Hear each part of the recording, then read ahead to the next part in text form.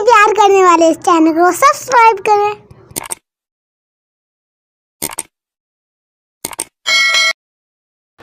فَبِأَيِّ آلَاءِ رَبِّكُمَا تُكَذِّبَانِ، تو تم اپنے رب کی، تم دونوں یعنی جن اور انس، اپنے رب کی کون سی نعمتوں کو جھٹلاؤ گے؟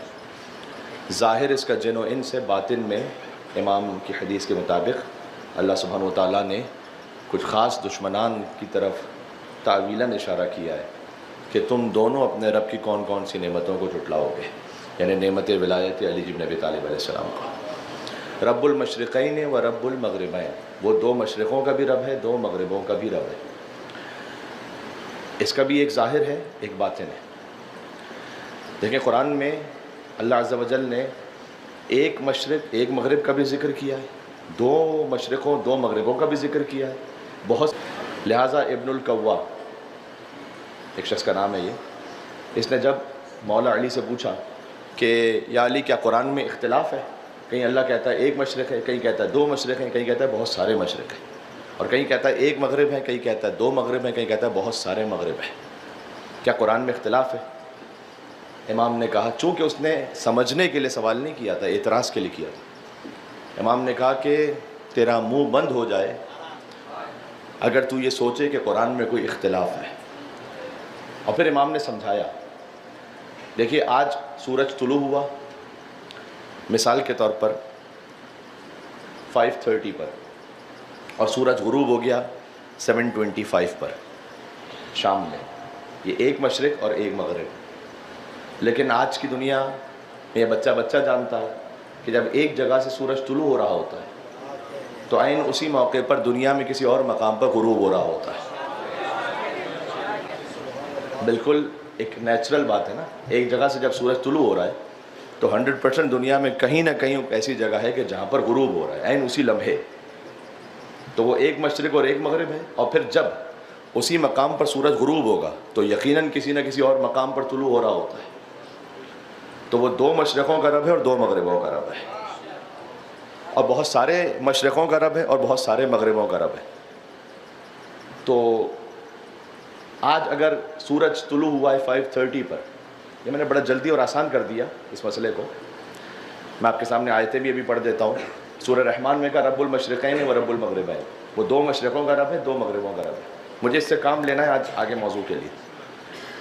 سورہ مزمل میں فرمایا کہ رب المشرق والمغرب لا الہ الا ہو، وہ مشرق کا رب، ایک مشرق کا رب ہے اور ایک مغرب کا رب ہے، اور اللہ کے سوا کوئی عبادت کے لائق نہیں ہے۔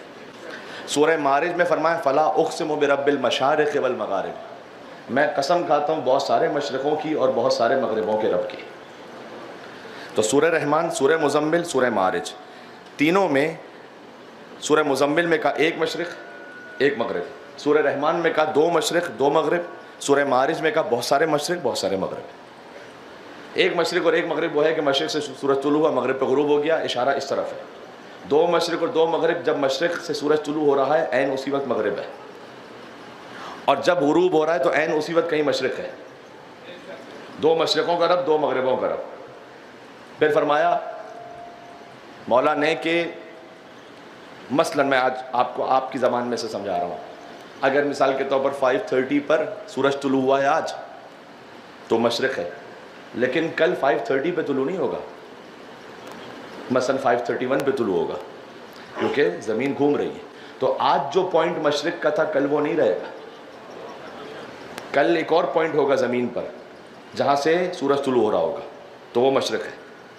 اس کے بعد پھر اگلے دن 1 منٹ کا اور فرق آ جائے گا، تو پھر جب سورج طلوع ہوگا تو پھر ایک اور مقام سے طلوع ہوگا، اور جہاں غروب ہو رہا ہے تو اگر آج 7:24 پر غروب ہوا ہے تو کل 7:25 پر ہوگا، تو پھر 7:26 پر ہوگا، تو پھر قریب آتے آتے پھر 7:25 پر ہونا شروع ہو جائے گا، تو پھر 7:24 پر، تو پھر ریورس جانا شروع ہوگا۔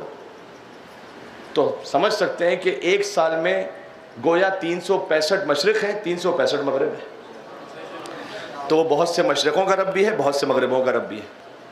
اچھا، اللہ سبحانہ وتعالیٰ نے اسے سورہ آل عمران میں فرمایا کہ وَتُعِزُّ مَن تَشَاءُ وَتُذِلُّ مَن تَشَاءُ بِيَدِكَ الْخَيْرُ إِنَّكَ عَلَى كُلِّ شَيْءٍ قَدِيرٌ تُولِجُ اللَّيْلَ فِي النَّهَارِ وَتُولِجُ النَّهَارَ فِي اللَّيْلِ وَتُخْرِجُ الْحَيَّ مِنَ الْمَيِّتِ وَتُخْرِجُ الْمَيِّتَ مِنَ الْحَيِّ وَتَرْزُقُ مَن تَشَاءُ بِغَيْرِ حِسَابٍ۔ وہ جیسے چاہتا ہے عزت دے دیتا ہے، جیسے چاہتا ہے ذلت دے دیتا ہے. تو عز من تشاء و تذل من تشاء بیدک الخیر، اسی کے ہاتھ میں سارا خیر ہے. وہ دن میں رات کو داخل کر دیتا ہے. وتولج النہار فی اللیل.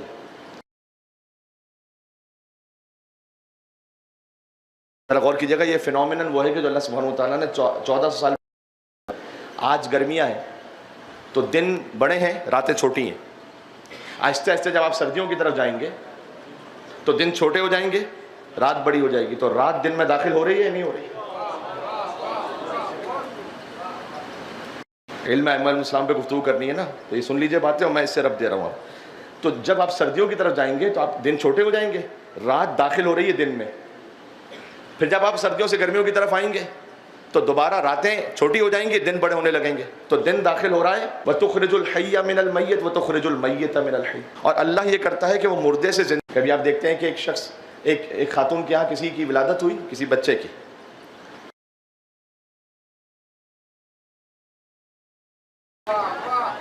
اللہ نے مردے سے زندہ نکال لی. کبھی ہوتا ہے کہ خاتون کی ڈیتھ ہو چکی ہے لیکن اس میں سے ایک زندہ بچہ آ گیا، یہ اللہ کی شان ہے. لیکن کبھی ایسا بھی ہوتا ہے کہ بچہ اسٹل برتھ ہو گیا، خاتون زندہ رہی اور بچے کی وفات ہو گئی، تو زندہ سے مردہ بھی نکال لیتا ہے. پھر مولانا نے فرمایا اس کا یہ ظاہر ہے، اس کا باطن یہ ہے کہ اللہ کبھی گمراہ سے ہدایت یافتہ کو نکالتا ہے، ہدایت یافتہ سے گمراہ کو نکالتا ہے. ایک صلوات بھیجیے گا اہل بیت اطہار علیہ السلام پر، مل کے محمد و آل محمد کا.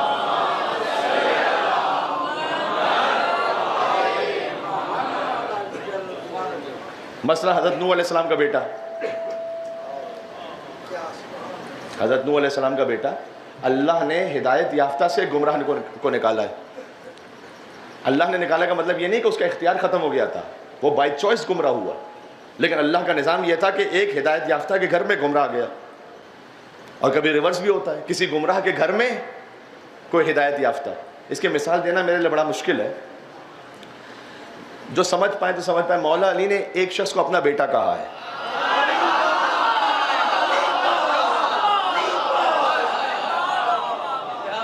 کسی کو کہا مولا نے اپنا بیٹا.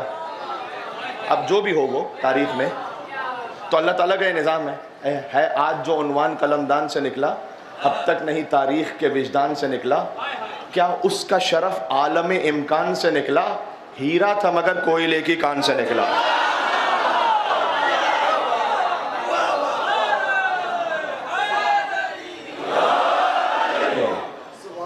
ہے میرے ساتھ؟ تو اللہ سبحانہ وتعالیٰ نے کہا وہ دو مشرقوں کا رب ہے، دو مغربوں کا رب ہے، بہت سارے مشرقوں کا رب، بہت سارے مغربوں کا رب. یہ ظاہر ہے. پھر مولانا نے فرمایا اس کا باطن ہے. باطن یہ اچھا تعویل، باطن سے مراد ہے تعویل. وما یعلم تاویلہ الا اللہ والراسخون فی العلم. قرآن کی تعویل کوئی نہیں جانتا سوائے اللہ کے یا وہ کہ جن کے سینوں میں علم راسخ ہو چکا ہے. یہ سورہ آل عمران کی آیت ہے. تو تعویل میرے مزاج سے نہیں ہو سکتی. میرا موڈ یہ ہے تو باطن یہ ہوگا قرآن کا. باطن سمجھنے کے لیے قال الرضا اور قال الجواد چاہیے، قال الصادق اور قال الباقر چاہیے، ورنہ باطن آپ نہیں طے کر سکتے. کہیں پہ بھی وہ قرآن کا باطن آپ کو بتلائے کہ اس کے باطن میں یہ میننگ ہے، کہ حدیث دکھلا، حدیث کے بغیر نہیں ہو سکتا. ایک تو ظاہری میننگ ہے، وہ ظاہری میننگ وہ ہے سب کے سامنے ہے، لیکن جو باطن ہے قرآن کا اگر وہ سامنے الفاظ میں نہیں ہے، باطن میں. اب آپ کو اس کی چھوٹی سی ایک مثال دے دوں بس بات کو آگے بڑھاؤں. اللہ تعالیٰ نے سورہ نحل میں کہا ہے کہ وہ شہد کی مکھی کی طرف وحی کرتا ہے. وَأَوْحَىٰ رَبُّكَ إِلَى النَّحْلِ. اللہ نے شہد کی مکھی کی طرف وحی کی. یہ وحی الہام. اللہ شہد کی مکھی کی طرف وحی کرتا ہے کہ وہ پھولوں سے رس حاصل کرے، اور جب وہ رس حاصل کر لے تو اس کے شکم میں ایک مائع بنتا ہے، لکوڈ. مختلف الوانہ. آیت کا میں نے ایک حصہ پڑھ لیا تاکہ تبرکن آیت ہو جائے، ورنہ پھر تفصیل میں چلا جاؤں گا. مختلف الوانہ، اس کے کلرز مختلف ہوتے ہیں. شہد کی بات ہو رہی ہے، شہد کے کلرز مختلف ہوتے ہیں اس لیے کہ شہد کی مکھیاں مختلف ہیں، وہ جن پھولوں سے رس حاصل کر رہی ہیں وہ سارے مختلف ہیں. میں نے شاید آپ کی خدمت میں عرض کیا ہو کہ وہ رس میٹھا کیسے بنتا ہے. آپ ڈائریکٹ پھول کو منہ میں لے لیں گے تو وہ کڑوا ہے. ڈائریکٹ منہ میں پھول کو لے لیجئے جہاں سے وہ رس حاصل کر رہی ہے وہ تو کڑوا ہے. لیکن جب شہد کی مکھی سے اس رس کو لیجئے، ڈائریکٹ لوگے تو کڑوا ہوگا، وسیلے کے ذریعے سے لوگے تو پھر میٹھا بنے. وہ وسیلہ بھی کیا ہے؟ حضور مکرم نے فرمایا ہے کہ علی جب وہ شہد کی مکھی کسی رس پھول سے رس کو حاصل کرتی ہے تو وہ تلخ ہوتا ہے، وہ اس وقت تک شیریں نہیں ہوتا جب تک کہ وہ مجھ پر اور میری آل پر درود نہ بھیجے، محمد و آل محمد علیہ السلام۔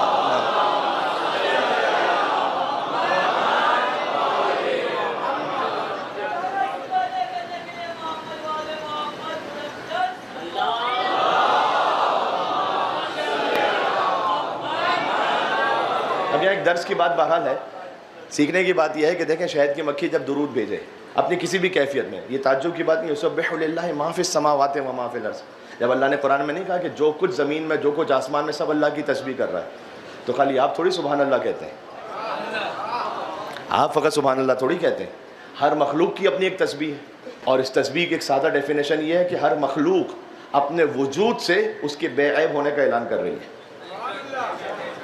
یہ اس کے وجود کی تسبیح ہے، اور پھر ان کی اپنی لفظ کی تسبیح کیا ہے وہ اللہ جانے۔ خود روایات میں آیا ہے کہ جب پرندے ایک دوسرے سے بات کرتے ہیں تو ہر ایک کا ذکر کیا ہے، کیونکہ اللہ تعالیٰ نے قرآن میں کہا کہ ہر پرندے کا ایک خاص ذکر ہے۔ اب دیکھیں یہ تو علی اور اولاد علی ہی بتلا سکتے ہیں کہ کیا ذکر ہے، ٹھیک؟ تو اس طرح سے شہد کی مکھی بھی اپنے خاص انداز میں ایک سلوات بیچتی۔ اب یہاں سیکھنے کی بات یہ کہ دیکھیں شہد کی مکھی جب سلوات بھیجے تو اس کے اندر جو تلخ لکوڈ ہے وہ سویٹ ہو جائے۔ ہم میں سے ہو سکتا ہے بہت سے ایسے ہوں جنہوں نے زندگی بھر ہزاروں سلوات بھیج دی لیکن اب تک ہمارے دل کی تلخی ختم نہیں ہوتی، اپنے بھائیوں سے، اپنے مومنوں سے۔ تو جب ہم سلوات بھیجتے ہیں ایک ساتھ مل کر تو کیا ہماری تلخیاں نہیں ختم ہونی چاہیے؟ ہمارے اندر وہ شیرینی نہیں آنی چاہیے؟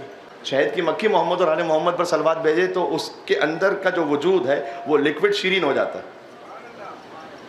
تو اپنے اپنے غصے کو انشاءاللہ ختم کرنے کے لیے اور حسد و کبر اور نخوت کو ختم کرنے کے لیے، اور انشاءاللہ ہم ایک دوسرے کے ساتھ باہمی محبت سے بالخصوص خاندانوں میں اور بالعموم ہر مومن اور ہر مسلمان ایک دوسرے کے ساتھ ایک مل کے اور بلندتر صلوات بھیجیں محمد و آل محمد علیہ السلام۔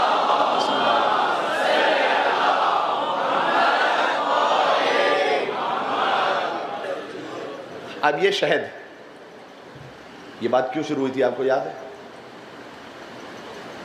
پبلک یاد نہ رکھے تو خطیب کو یاد رکھنا پڑتا ہے۔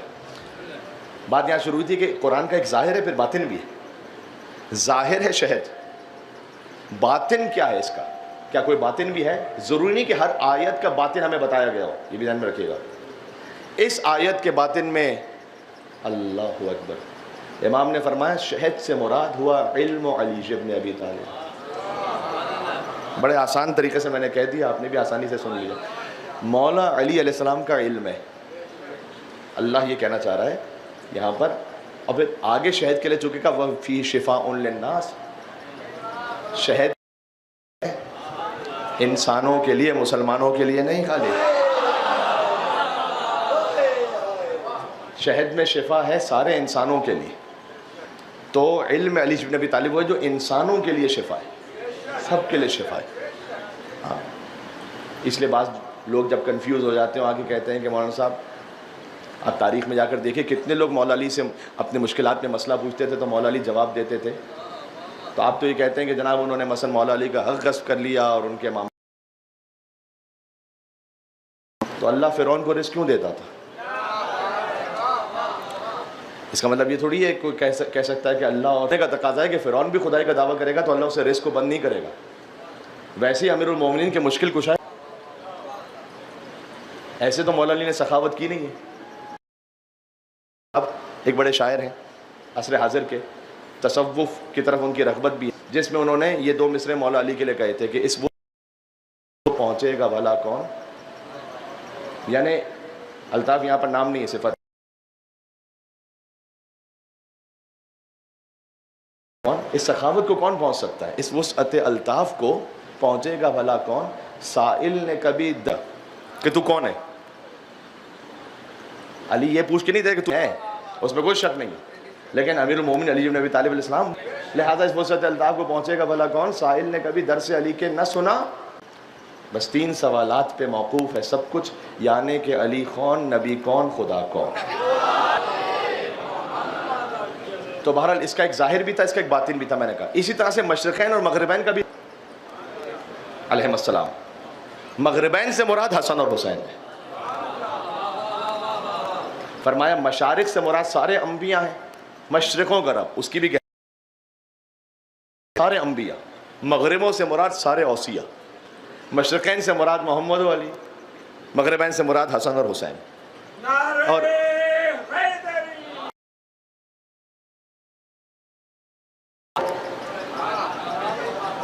تو غدیر کے میدان میں 1.25 لاکھ صحابیوں کے درمیان ایک مشرق نے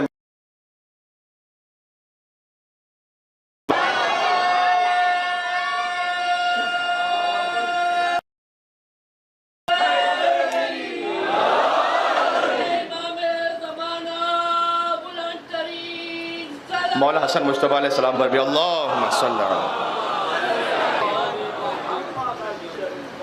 اب آپ سورہ رحمان کے آیتوں میں غور کیجئے. رب المشرقین و رب المغربین فبأي آلاء ربکما تکذبان. ان کے درمیان ایک بیریئر ہے کہ کبھی ایک دوسرے کے اندر کراس نہیں کر سکتے. اب یہاں پر تمام یوتھ جانتے ہیں، ساتھ کو گوگل میں فوراً سرچ کر سکتے ہیں کہ کون سے وہ سمندر ہیں کہ جو ایک ساتھ بہ رہے ہوتے ہیں، لیکن دونوں کا کلر الگ ہے، ڈینسٹی الگ ہے. میں کسی خاص ایک جگہ پر نہیں ہے، یہ پوزیشن بھی چینج ہوتی رہتی ہے. یہ پوزیشن بھی چینج ہوتی رہتی ہے کہ کون سے دو سمندر ہیں. لیکن اگر آپ پوری دنیا کو دیکھیں تو وہ ایک ہی سمندر ہے، سب جڑے ہوئے ایک دوسرے سے. کوئی سمندر ایک دوسرے سے الگ نہیں ہے، گویا ایک ہی ہے سب. ہم نے علاقے کا لفظ یہاں پہ تھوڑا سمجھانے کے لیے کہہ رہا ہوں. ایریا وائز دنیا میں وہاں جو پوائنٹ ہے کہ جہاں پر دو سمندر ایک ساتھ بہ رہے ہیں اور دونوں ایک دوسرے کے اندر عبور نہیں کرتے، تجاوز نہیں کرتے، یہ دو سمندر ایک علم کا سمندر ہے.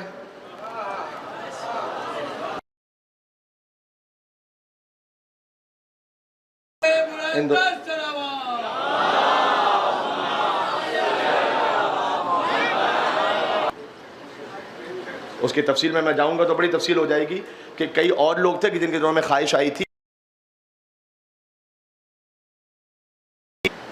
اور بعض لوگ تو ایسے بھی آئے تھے حضور کے پاس کہ انہوں نے آ کر کہا کہ مثلا ان کے پاس اتنی دولت تھی، حتیٰ سے سونے کی اینٹیں توڑی گئیں، اتنی دولت تھی، تو انہوں نے اپنی دولت کا اظہار بھی کیا کہ ہم یہ حق کے مہر دیں گے آپ کی دختر کو. سیدہ کے زواج کا فیصلہ میرے ہاتھ میں نہیں، اللہ کے ہاتھ میں. اللہ سبحانہ و تعالیٰ کے نظام ہدایت میں یہ مطلوب ہے کہ پھر جب جبرائیل نے علی کا نکاح فاطمہ سے عرش پر پڑھا دیا ہے. وقت نہیں میرے پاس کہ میں تفصیل میں جاؤں، ورنہ خطبہ نکاح بھی موجود ہے کہ جو اللہ نے عرش پہ پڑھا، اللہ پڑھا اور پھر فرمایا کہ آپ فرش پر اسی کو ریپیٹ کر دیجئے.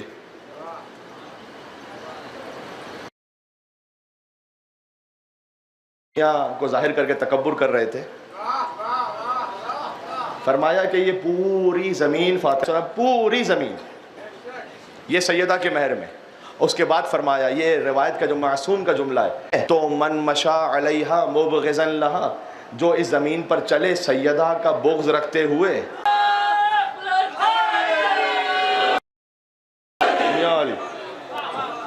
میں ایک جملہ کہنا چاہتا ہوں، جو اس زمین پر سیدہ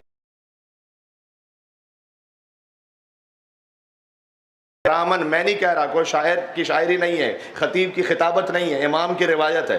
فرمایا چونکہ سیدہ سلام اللہ علیہ کے میں پر حرام چل رہا ہے تو میں پوچھنا چاہتا ہوں، طواف میں بھی تو چلنا ہوتا ہے نا، سعی میں بھی تو صفا سے مروہ تک چلنا ہوتا ہے نا. ارے لاکھ صحیح کرتے رہو، سیدہ کے بغض کے ساتھ کر رہے ہو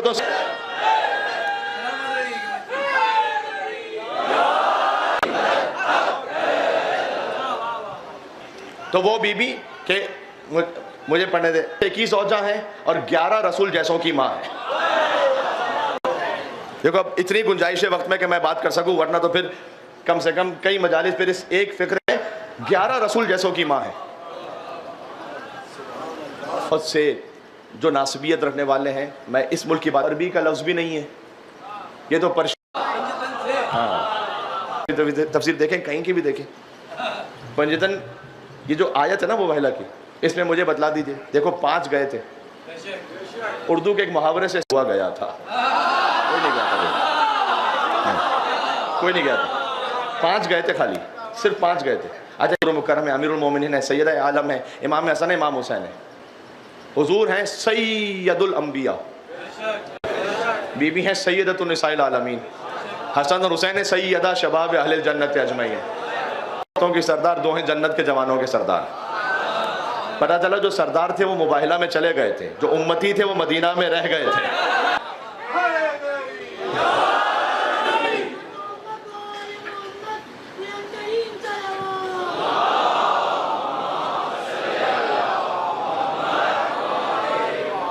میں جو حضور کے بیٹے بن کے گئے وہ امام حسن امام حسین تھے. تھوڑا سا میں نے آج موضوع کو آگے بڑھا, امام حسن امام حسین. اور دیکھیں یہ نبوت کے بیٹے بن کے گئے.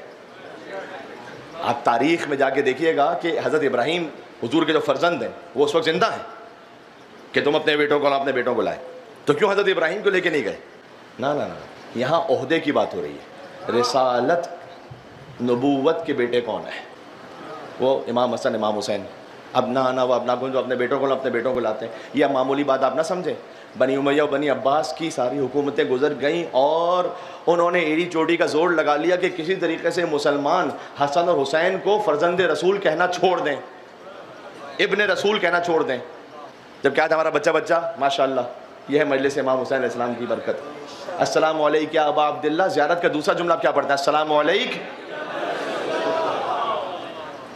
ہر امام کی زیارت کا دوسرا جملہ یہی ہے. پہلا جملہ ہے ان کے ٹائٹل کے ساتھ, السلام علیک یا علی ابن موسیٰ رضا, السلام علیک یا ابن رسول اللہ, اے فرزند رسول آپ پر سلام ہو. آئے ہائے. لیکن اس میں ایک اور بات بھی ہے. دیکھو 3 بیٹے کہا تھا, اپنا آنا پرولل ہے. 3 بیٹے کہا تھا, 2 بیٹے لے کے گئے. 3 عورتوں کو کہا تھا, 1 عورت لے کے گئے. 3 نفسوں کو کہا تھا, 1 نفس لے کے گئے. سارے پرولل کے لفظ ہیں, ابنا آنا, نساء آنا, انفسنا. یعنی رسول اللہ کے علاوہ آیت میں 9 لوگوں کی گنجائش ہے. عربی میں جمع 3 کا صیغہ ہوتا ہے. تو 3 بیٹے, 3 نفس, 3 عورتیں. گنجائش یہ ہے. رسول اللہ کے 2 بیٹے, 1 نفس, 1 عورت. یہ کیوں ہے؟ اللہ تعالیٰ کا سنگولر لفظ لگتا نا اور فقط مولا علی کو لے کے جاتے نفس رسول میں, تو بعد میں بہت سے لوگ کہہ دیتے کہ نہیں, 1 کو مانگا تھا تو بہت سے نفس تھے تو 1 کو لے کے چلے گئے. سمجھ رہے میری بات کو آپ؟ نہ لفظ ہے پرولل. جس میں پوٹینشل ہے کہ وہ نفس رسول بن سکتا ہے آ جائے نا. صلاحیت ہی خالی 1 میں. اب میں کیا کروں؟ صلاحیت ہی خالی 1 میں. جس میں یہ لیاقت ہے کہ نبی کا بیٹا کہلانے کے لائق ہو آئے. اب حسن حسین کے علاوہ کوئی ہے نہیں. اچھا ایک تو یہ تعبیر ہو گئی اس کی, میں آیت کو حل کر رہا ہوں. دوسرا یہ کہ حضور مکرم نے ایک کیفیت میں عدد بھی پورا کر دیا. ایک طرح سے دیکھا جائے تو عدد کیسے پورا کیا؟ دیکھو اپنا آنا حسن حسین ہے رسول کے بیٹے. آپ ہر خطیب کی خطابت میں جب خطبہ وہ پڑھتے ہیں تو وہ جب خدا کی حمد کے بعد حضور پر صلوات بھیجتے ہیں تو کیا کہتے ہیں؟ سیدنا و مولانا ابی القاسم محمد. ایک صلوات بھیجے گا محمد و آل محمد صلی اللہ علیہ محمد. ابو القاسم محمد کہتے ہیں. ابو القاسم حضور کو کیوں کہتے ہیں؟ ابو القاسم حضور کی کنیت ہے, ٹائٹل ہے. امام رضا علیہ السلام سے کسی نے پوچھا کہ مولا آپ کے جد کو ابو القاسم کیوں کہتے ہیں؟ تو انہوں نے جواب دیا کہ ان کے ایک بیٹے تھے ان کا نام قاسم تھا, لہٰذا میرے جد کو ابو القاسم کہتے ہیں. تو اس نے سوال کیا, حل ترانی اہلا لزیادہ, مولا کیا اس بات سے زیادہ کا لائق مجھے سمجھتے ہیں کہ آپ مجھے بتلائیں کہ کیا اس کی اور وجہ بھی ہے؟ وہی ہڈن میننگ, ایک ظاہر ہے, اس کا کوئی ہڈن میننگ بھی ہے, اور کیا مجھ میں لیاقت ہے کہ آپ مجھے بتائیں؟ امام رضا نے کہا کیا تو یہ جانتا ہے کہ میرے جد علی قسیم الجنت والنار ہے, جنت جہنم تقسیم کرنے والے. اس کی اپنی دلیلیں ہیں. مامون رشید کے دربار میں بھی امام رضا کا مناظرہ ہے, اب میں اس طرف نہیں جاؤں گا. لیکن علی قسیم جنت و نار ہے. اچھا بتلانا میرے بھائیوں, جو میرے جوان ساتھی ہیں, جو تقسیم کرنے والا ہو اسے عربی میں کیا کہتے ہیں؟ قاسم. تو علی کا لقب ہے قاسم, اور چونکہ رسول علی کے استاد ہیں لہذا باپ کی طرح ہیں. یہ میں نہیں کہہ رہا, امام رضا علیہ السلام کہہ رہے ہیں. تو علی قاسم ہے اور رسول. اب میں آپ کو ایک مشورہ دے رہا ہوں بات کو آگے بڑھانے سے پہلے. جب بھی آپ کہیں پر کسی مجلس میں تشریف فرما ہو اور ابی القاسم محمد آئے اور آپ صلوات بھیجیں تو آپ اس نیت سے صلوات بھیجیں کہ آپ علی کے باپ پر صلوات بھیج رہے ہیں. یہاں پر محمد و آل محمد مل کے صلوات بھیجیں محمد و آل محمد پر.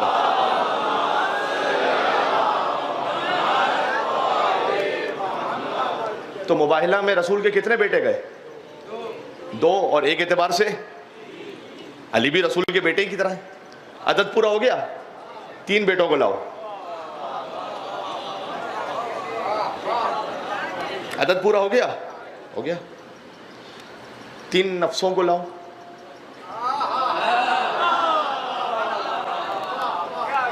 آپ کے کیا کہنے؟ یہ فرش امام حسین علیہ السلام کی برکت ہے کہ خود یہ فرش اتنا بڑا مدرسہ ہے کہ اگر خطیب ایک بات کہے اور وہ سامع کے دل تک خود بخود پہنچ جائے. ابھی تو وضاحت بھی نہیں ہوئی. 3 نفس. علی بھی نفس رسول ہے لیکن حسن بھی نفس رسول ہے, حسین بھی نفس رسول ہے. ہائے ہائے ہائے, یہ میں ویسے نہیں کہہ رہا. اب پھر امام رضا علیہ السلام کا ایک چھوٹا سا جملہ سناؤ. مامون رشید نے امام رضا سے کہا کہ اگر قرآن میں یہ ابنا انا کا لفظ نہ ہوتا تو آپ کی کیا فضیلت رہ جاتی؟ امام نے کہا خالی ابنا انا میں نہیں, ہم انفسنا میں بھی ہے. ہم انفسنا میں بھی, یعنی ہم بھی نفس رسول ہیں. تو کتنے نفس گئے؟ ایک طرح سے 3 نفس. اچھا مشکل اب یہاں پر ہے, 3 بیٹے بھی ہو گئے, 3 نفس بھی ہو گئے, بیوی ایک ہی ہے. بلایا ہے 3 عورتوں کو, ایک سیدہ گئی ہیں لیکن 3 نسبتوں کے ساتھ. ہم فاطمہ و ابوہا و بالوہا و بنوہا.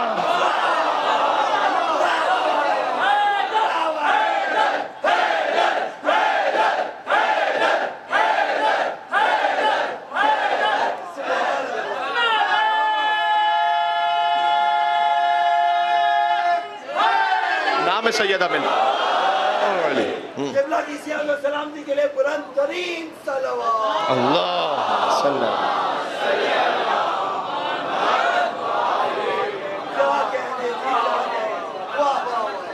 ایک بیوی ہے لیکن 3 نسبتوں کے ساتھ ہے. نبوت کی دختر بن کر, ولایت کی زوجہ بن کر, امامت کی ماں بن کر. ہائے ہائے ہائے. تو بات واضح ہو گئی. اس لیے نیوکلیس ہے سیدہ سلام اللہ علیہ. اس ازدواج کا موضوع جلدی جلدی آگے بڑھا رہا ہوں تاکہ میں آگے پہنچوں. اور اس ازدواج کا اللہ سبحانہ و تعالیٰ نے امیر المومنین اور زہرا سلام اللہ کا ازدواج کیا. مرج البحرین یلتقیان. یہ واحد ازدواج ہے کہ جس میں دلہن نے شب عروسی اپنا لباس عروسی فقیر کو صدقہ کر دیا. آپ ذرا تصور فرمائیے گا. شب عروسی اپنا لباس عروسی جو صدقہ کر دے فقیر کو, اسے فاطمہ الزہرا کہتے ہیں. مطلب یہ ہمارے لیے پاسبل ہی نہیں, ہم سے مانگا بھی نہیں گیا, ہم سے یہ نہیں مانگا گیا, ہم کر ہی نہیں سکتے, نہ ہم سے مانگا گیا. ہمیں اتنی پرائم ایگزامپل سیٹ کر دی انہوں نے کہ اس کے بعد کہا کہ تم کم سے کم اپنی زندگی میں ان معاملات میں کوتاہی تو نہ کرو. بالخصوص میں 10 بستہ جس کو کہہ رہا ہوں, جو اس وقت پورے ملک کے حالات ہیں وہ سب کے سامنے. تو جو اس وقت گورنمنٹ ہے اور ان سے اوپر جو لوگ ہیں, ان پہ مجھے نہ یہ بات کرنی ہے نہ یہ اس کا فورم ہے. جس نے بھی عمدن اس ملک کو یا اس ملک کے عوام کو دھوکہ دے کر نقصان پہنچایا ہے, اللہ سبحانہ و تعالیٰ سے جہنم کے بدترین عذاب میں مبتلا فرمائے انشاءاللہ سے. ہاں, ان کا تو معاملہ ہے, لیکن اب کوئی ہماری ڈیوٹی بھی بنتی ہے نہیں بنتی. اور چیریٹی بگنس ایٹ ہوم, گھر سے شروع کریں. آپ یہ نہ تصور کریں میرا بھائی میری بہن, گھر والے, بعد پڑوس والے, کمیونٹی, جتنا جس سے ہو سکتا ہے بات کو. اس لیے جس سے جتنا دام درہم میں قدم سخن ہو سکتا ہے. کتنی مرتبہ ہم کو نیکی بھی کرتے ہیں, نیکی کر دریا میں ڈال. آج کل یہ محاورہ بدل گیا, نیکی کر فیس. یہ بھی ایک عجب مصیبت ہے, یہ الگ مصیبت ہے. لیکن مولانا صاحب نیکی کا زمانہ ہی نہیں رہا. میں آپ کی بات سے ایگری کرتا ہوں بعض جگہوں پر کہ جب آپ نیکی کرتے ہیں کسی کے ساتھ تو مولانا نے بھی فرمایا جس پر احسان کرو اس کے شر سے بچو. احسان کرنا تو نہیں چھوڑا تھا.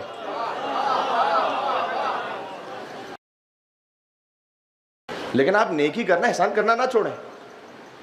نیکی زمانہ نہیں رہا, یہ وہ کہتا ہے کہ جو نیکی کی جزا کو بندوں سے ایکسپیکٹ کر رہا ہوتا ہے. میں نے جلدی میں جملہ کہہ دیا لیکن آپ تک پہنچا یا نہیں پہنچا. نیکی کا زمانہ نہیں رہا, یہ وہ جو اللہ سے اجر چاہتا ہے اس کے لیے ہر زمانہ ہی نیکی کا زمانہ ہے. اللہ تو نہیں بدل گیا, زمانہ بدل گیا ہے, اللہ تو نہیں بدلا. اللہ کی نوٹنگ میں تو کوئی کمی نہیں آ گئی. یا ایسے تو نہیں کہ بھئی یہ جو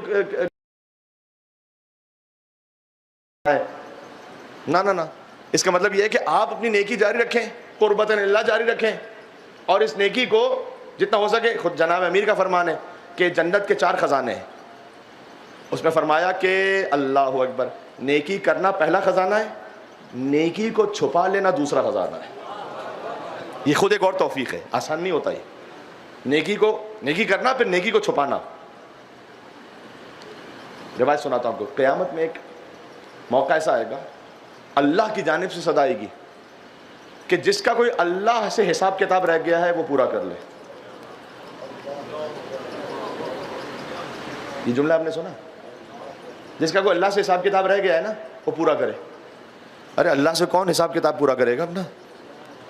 کا پروردگار کیا مطلب ہے کہ جس نے میرے کسی بندے کے ساتھ کوئی نیکی کی تھی اور وہ اس کا تھینکس نہیں کر سکا تھا، وہ اس کا احسان پورا نہیں کر سکا تھا، وہ حساب میرے اوپر ہے۔ اب جس کا جو حساب اللہ سے رہ گیا وہ آگے پورا کرے۔ ہاں تو کیا ہم اور آپ نہیں چاہتے کہ ہمارے لیے جب یہ اولین اور آخرین کے لیے سزا دی جائے تو ہم بھی کہیں کسی صف میں موجود ہیں؟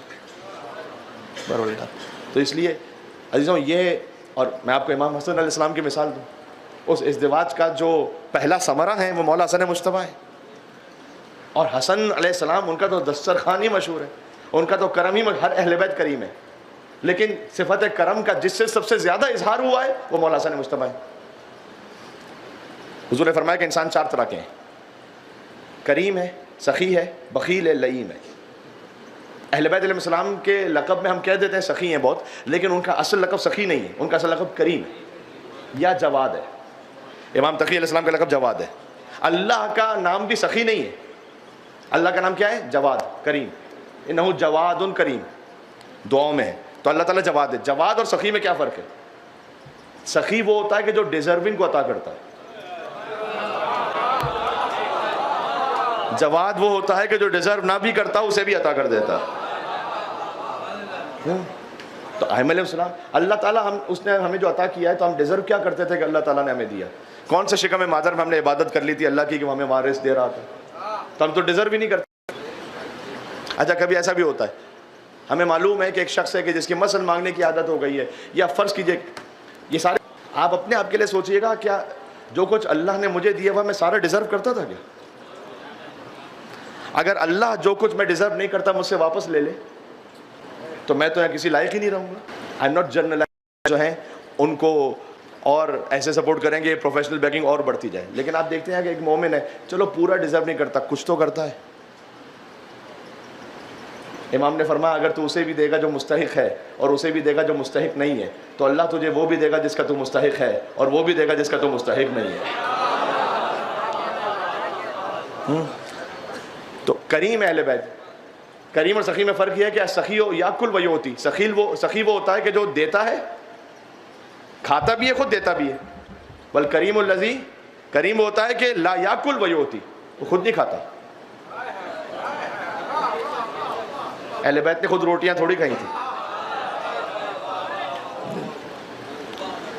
امام حسن مجتبیٰ علیہ السلام کا تو بالخصوص کرم اتنا زیادہ معروف ہے، جب حاکم شام کے سامنے ذکر ہوتا تھا نا امام حسن کے کرم کا،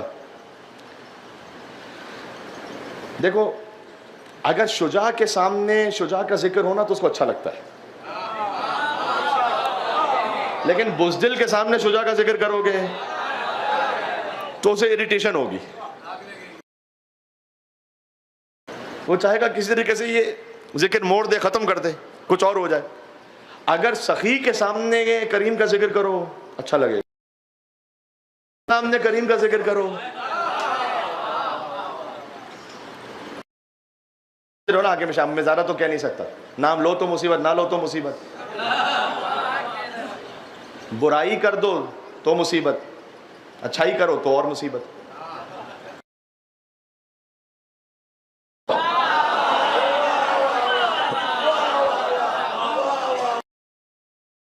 تو اب جتنا ہے بس سمجھتے رہنا۔ تو حاکم شام نے ایک لیٹر لکھا ہے امام حسن مجتبیٰ علیہ السلام کو، اس لیٹر میں لکھا کہ حسن میں سنتا ہوں کہ تم بہت زیادہ مطلب اپنی دولت کو لٹا دیتے ہو، تو لا خیر فی الاسراف، اس نے چیریٹی انفاق نہیں کہا کہ یہ تو تم اسراف کر رہے ہو، انفاق نہیں کر رہے، کیوں؟ اس لیے کہ برا لگ رہا ہے نا کہ دیکھو یہ جو اسراف کر رہے ہو نا اس میں کوئی خیر نہیں ہے. لا خیر فی الاسراف. اب حسن بھی ہیں لسان اللہ ناطق کے بیٹے,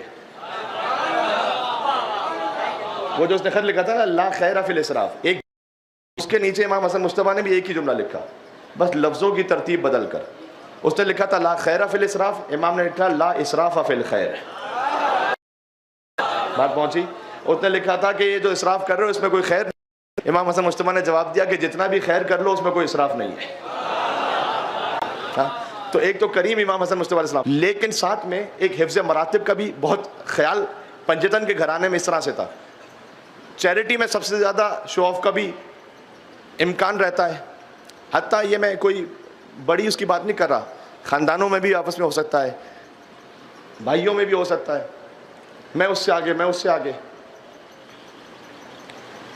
بار سے معذرت,